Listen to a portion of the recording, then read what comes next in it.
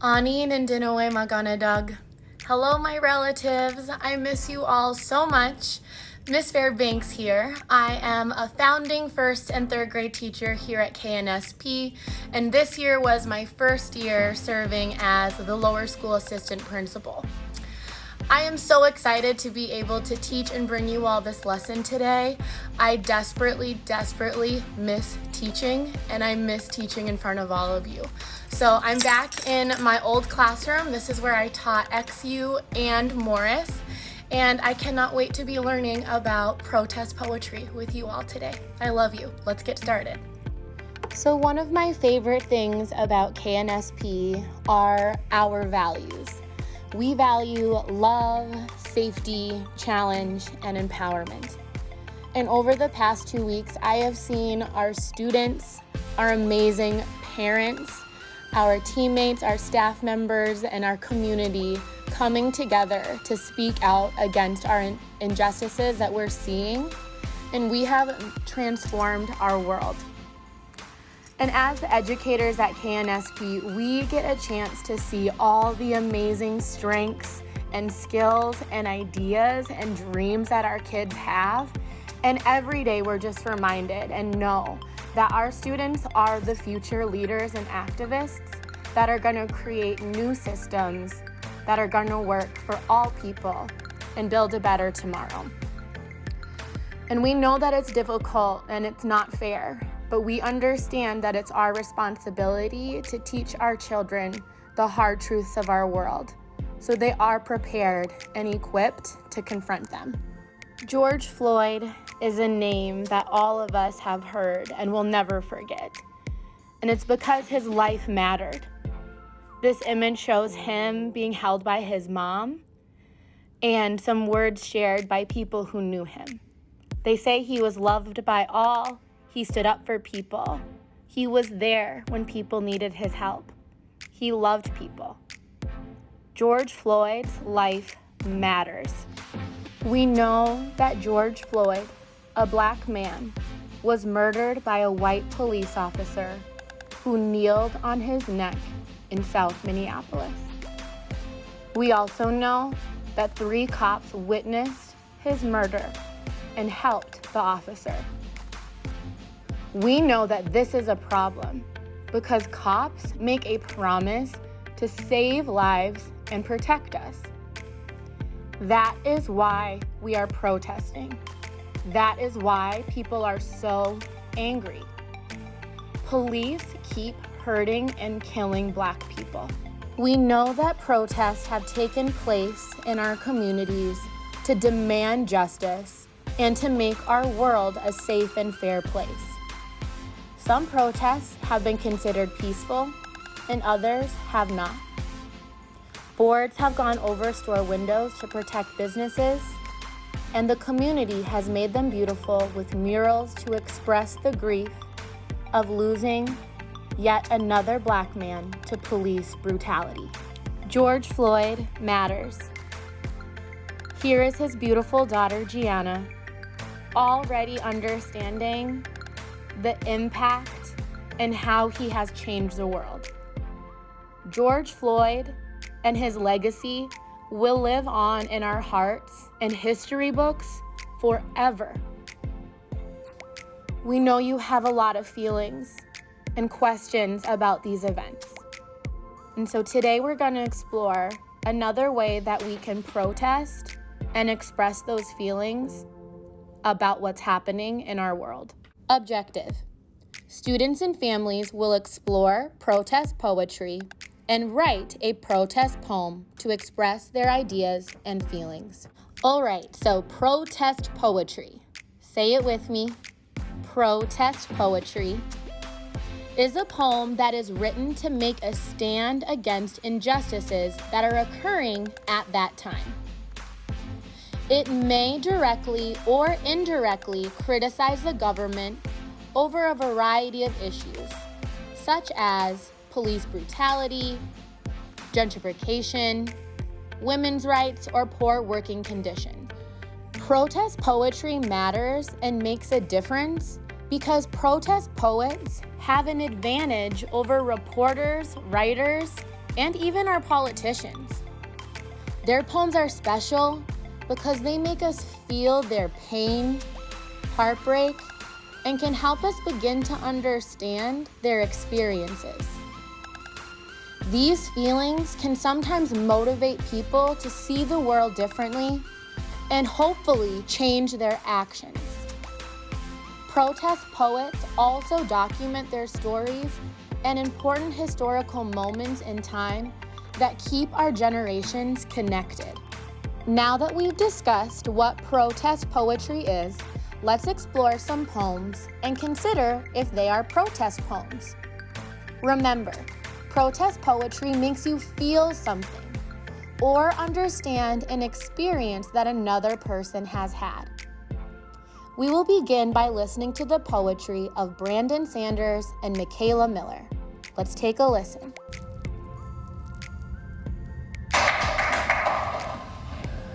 Poetry is a way to express yourself. You can do it through many ways and forms. Poetry can be expressed through song, word, or even a play. Today, we will show you our team poem entitled, If You Give a Child a Word. If you give a child a word, he'll want to know its meaning. Once he learns its meaning, show him how to use it in a poem. And when he writes the poem, then he'll want to share it, and people will want to read it. That will make the child feel warm, loved, and valued. Then he'll want another word. Word. Never underestimate yourself. You could possibly miss your true power, beauty, talent, and strength. Just like a clue to a mystery. It could be right in your face, but you are too shy or oblivious to see it. Never underestimate yourself. Never underestimate me. Creation. It's not just a thrown out word. It uses the mind. Creating, I'm pretty sure we all can do it. I can do it. You can do it. We can do it. We all can do it. Through words. Now we will show you our individual poems. My poem is entitled, Now You See Me. As I look around, I feel so lost. All I want to do is be found. People walk past me, walk on by. It's like they don't see me or even meet my eye. I don't want to feel this way. No, I don't want to be this way. I want to be seen. I want to be heard. Every cry, every scream, it's like they're deaf to every word. So I ask you, do you feel this way? Yes, do you feel this way? If so, listen to me now. Listen real good. Because today, on this very night, I shall teach you how not to feel this way. All you have to do is speak loud and proud. No, not low and mild. Loud and proud. Yes, indeed.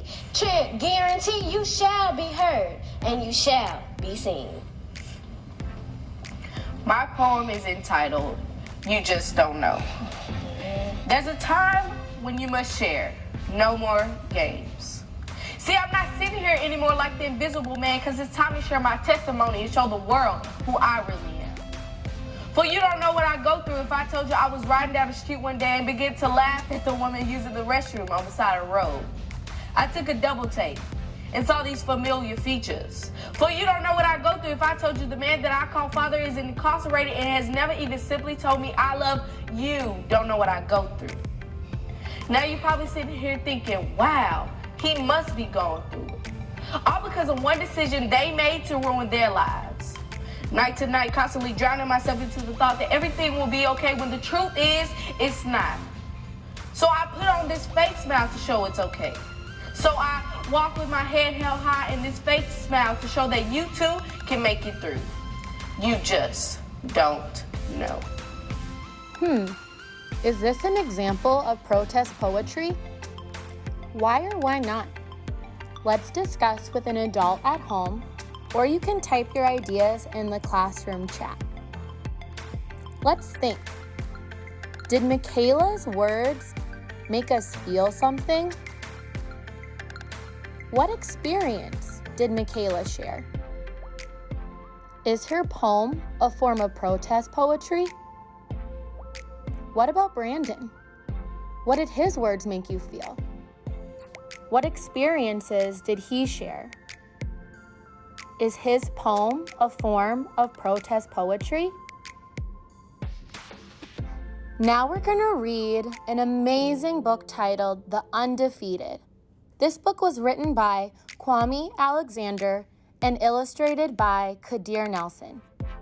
They gave us special permission to read you all this book today. The Undefeated, written by Kwame Alexander and illustrated by Kadir Nelson. Read with permission. This is for the unforgettable, the unafraid, the undefeated. This is a love letter to America, to Black America, to the grit, passion, and perseverance of our greatest artists, athletes, and activists, to the dreamers, to the strength and bravery of everyday people caught in the web of history. With references to lyrics and lines originally shared by our most celebrated heroes, this poem digs into the not-so-distant past to underline the endurance and spirit of those surviving and thriving in the present. The Undefeated.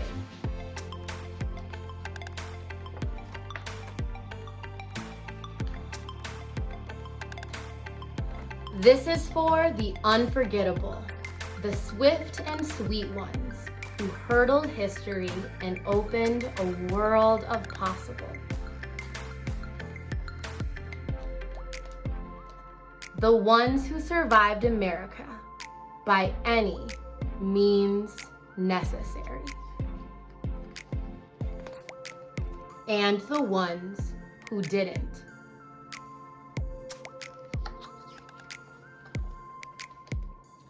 This is for the undeniable, the ones who scored with chains on one hand and faith in the other.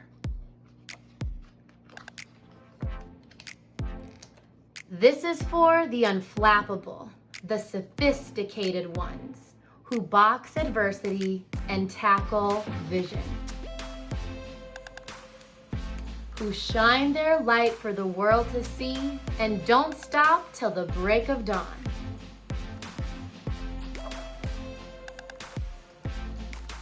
This is for the unafraid, the audacious ones who carried the red, white, and weary blues on the battlefield to save an imperfect union. The righteous marching ones who sang, "We shall not be moved," because Black lives matter. This is for the unspeakable.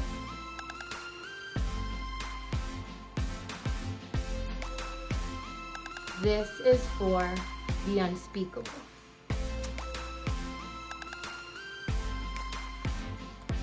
This is for the unspeakable.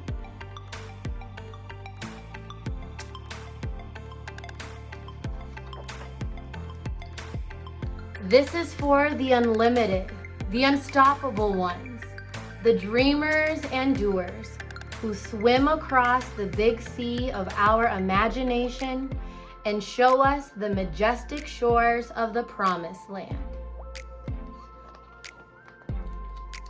The Wilma Rudolphs, the Muhammad Alis, the Aletha Gibsons, the Jesse Owenses, the Jordans and the LeBrons, the Serenas and the Cheryls, the Reese Whitleys, and the undiscovered.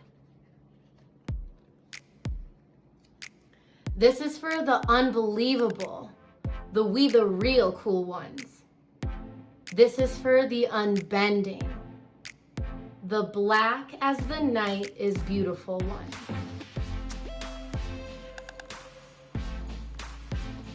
This is for the underdogs and the uncertain, the unspoken, but no longer untitled.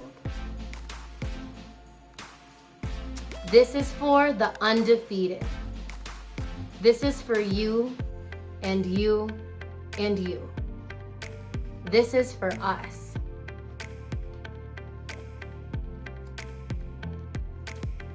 I started writing this poem in 2008. That was the year my second daughter, Samaya, was born.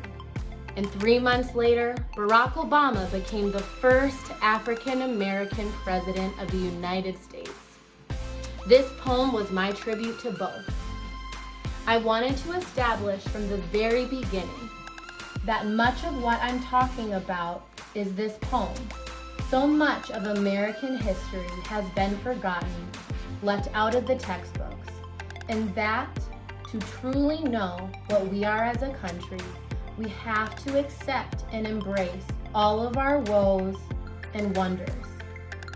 So I wrote this poem because I wanted my daughters to know we got to this historic moment, to the famous Mahalia Jackson spiritual says, "You know my soul look back and wonder, how did I make it over?"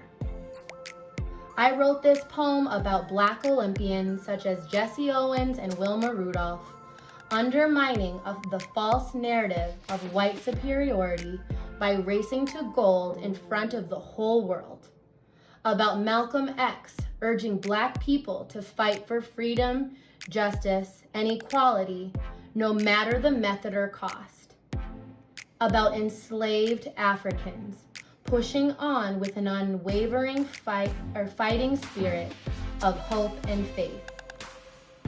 Faith that one day they would be free, or that their children, or that their children's children would become the masters of their own destinies. For the Langston Hughes, for the Zora Neale Hurstons, for the Harlem Renaissance, and the cultural expression and liberation and the Black arts movement. About Dr. King's acceptance speech for the 1964 Nobel Peace Prize. About the Promised Land, without racial injustice, poverty, and war. About the civil rights marchers chanting, "We shall overcome," and demonstrating across the South. About Jack Johnson and Muhammad Ali boxing racial prejudice in and out of the ring. About the Civil War soldiers saving the Union that refused to see them as equals. About Black Lives Matter. About Black Lives Matter. About Black Lives Matter. Because we are Americans. Because we are human beings. But mostly I wrote a poem to remind Samaya and her friends and her family, and all of you, and to remind myself to never, ever give up. Because as Maya Angelou wrote, we may encounter many defeats, but we must not be defeated. It may even be necessary to encounter the defeat so that we can know who we are, so that we can see, oh, that happened and I rose. I did get knocked down flat in front of the whole world and I rose. Keep rising. Kwame Alexander, May 11, 2018. The end. With an adult or a family member at home, share what Kwame Alexander's words made you feel. We're also thinking, is this a form of protest poetry? Let's check. Did the words make us feel something? Did it make us think about someone else's experiences? Do the feelings inspire or motivate you? Did this poem describe any historical moments? Can we share this poem again now and with others in the future? Considering these criteria, I think this is a form of protest poetry. So now that we have explored different types of protest poetry, we are going to write our own. Each of you has a PowerPoint slide titled KNSP IM in brackets PRWPNT, linked alongside this video in your Google Classroom. Your assignment looks just like this. You can type your ideas directly into the gray boxes.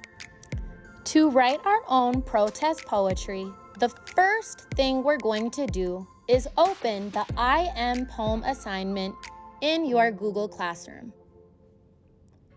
Next, you're going to read each sentence stem. Third, we're going to consider how we feel about each sentence stem. Fourth, we're going to think, brainstorm, and then identify words that describe your feelings and experiences.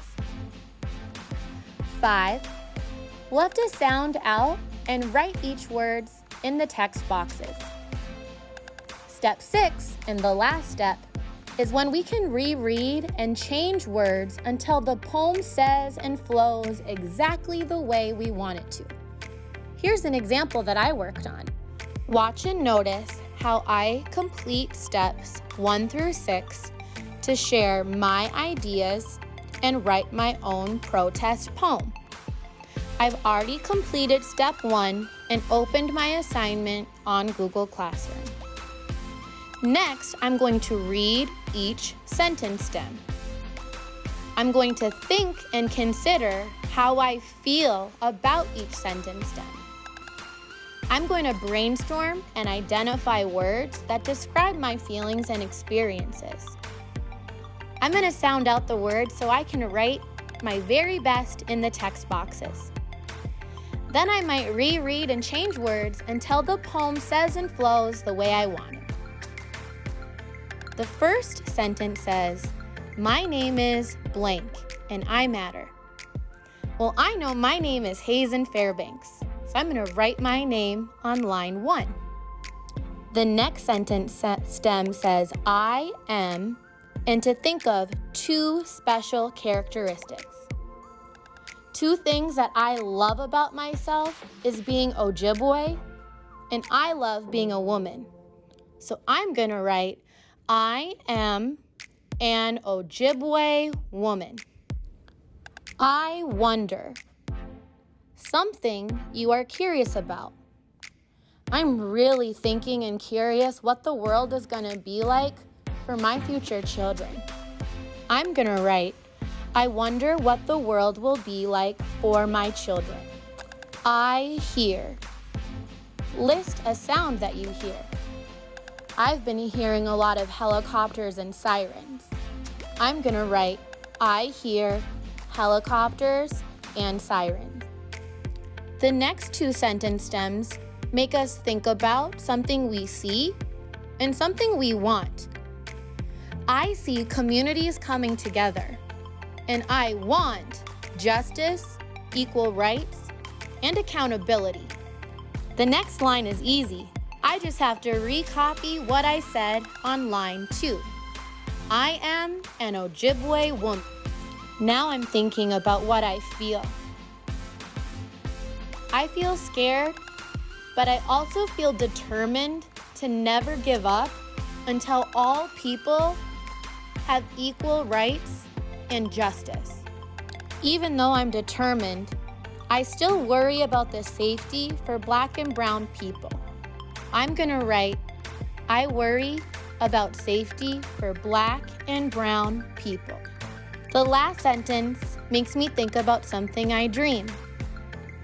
I dream that all you grow up and achieve your dreams. My name is Hazen Fairbanks, and I matter. I hope you all liked my protest poem. I can't wait to read and hear the ideas that you all share in your protest poems. At KNSP, We believe student voices matter. Share your poetry by 1. You can follow Kip North Star Primary on Instagram.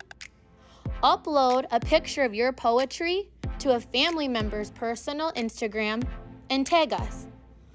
Or, after you complete your poem on Google Classroom, you can comment to your teacher that you would like us to share it, and we will post it to the KNSP Instagram at Kip North Star Primary _.